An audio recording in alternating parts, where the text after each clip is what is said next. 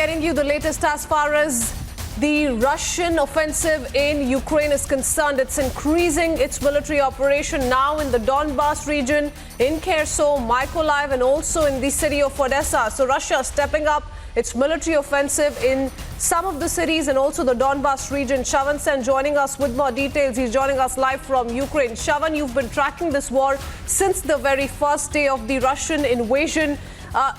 We've also seen, to an extent, a shift in the goalpost by the Russian side.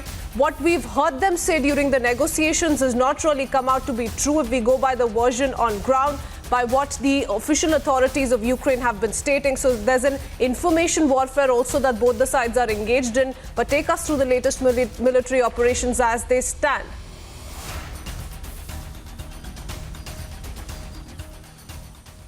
Well, in fact, Prithvi, if we begin by the statement that was made by the Russian negotiators after the sixth round of talks in Istanbul, they basically pointed out that there would be a military cutback in Chernihiv and Kiev. The very next day, there was increasing bombing that took place, and also some parts of Kiev was bombed. But it turns out that days later, things are really changing on the ground as far as the northern part of Ukraine is concerned.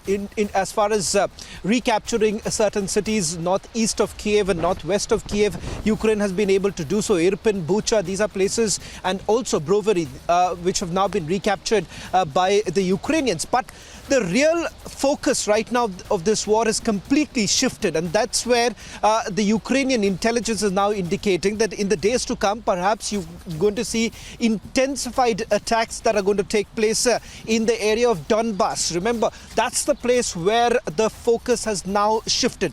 The latest update coming in that there is a land corridor that has been created by the Russians in the Donbas region, which goes all the way up to the annexed region of Crimea.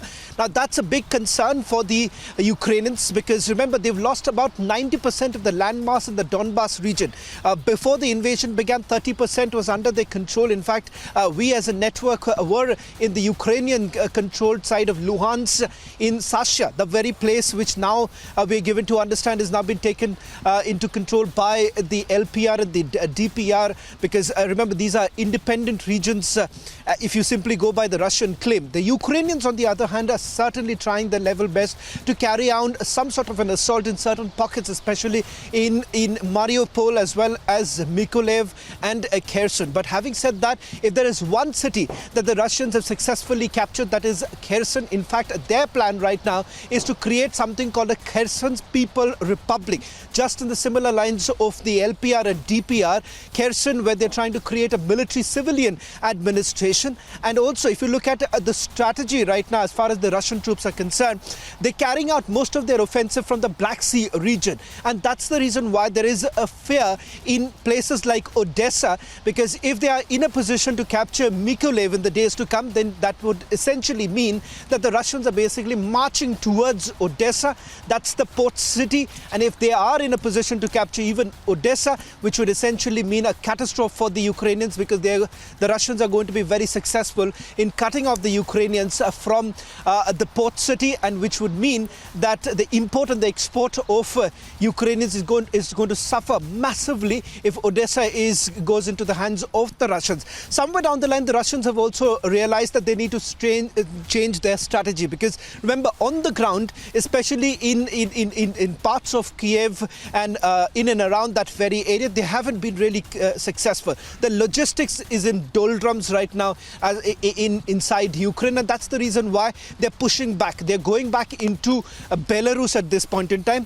Things could change in the days to come. In the summer this time, perhaps you could look at a remobilization by the Russian troops. But as of now, on the ground, the situation is very different. They've changed the tactics. They've moved out of large parts of Kiev. They've moved out of Kharkiv, Sumy. These are places where they're just carrying out aerial bombardments. But militarily, on the ground, they haven't been very successful. And that's the reason why they're now tagging this as a secondary task as far as the military operation is concerned. concerned.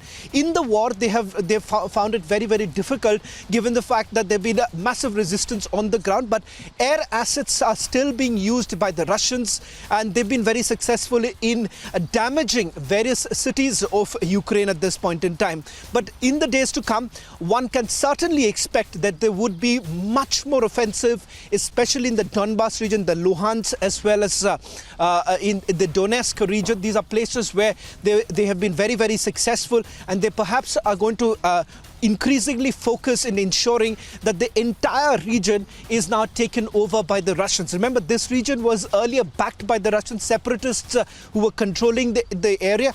Now, the Russian troops have gone well inside Donetsk and Luhansk, and they are essentially backing the separatists. And in fact, they've come up with a civilian administration in that region. Just to increase the landmass, they're stretching it down south, where they're looking at cities like Mariupol, which has been completely destroyed, devastated. And in fact, there has been humanitarian corridors that have been created so that people who have been there, they are being able to take out. If you go by the numbers, the estimates that have been put out by the Ukrainians, in Mariupol itself, over 2,000 civilians have lost their lives. Houses have been damaged, hospitals have been damaged, schools have been damaged by the Russians. So Mariupol has been completely besieged at this point, at this stage. If you look at Kherson, which is one of the first cities that the Russians had actually captured, Mykolaiv still is under the Ukrainian control. There is massive, intense battle fight that's going on.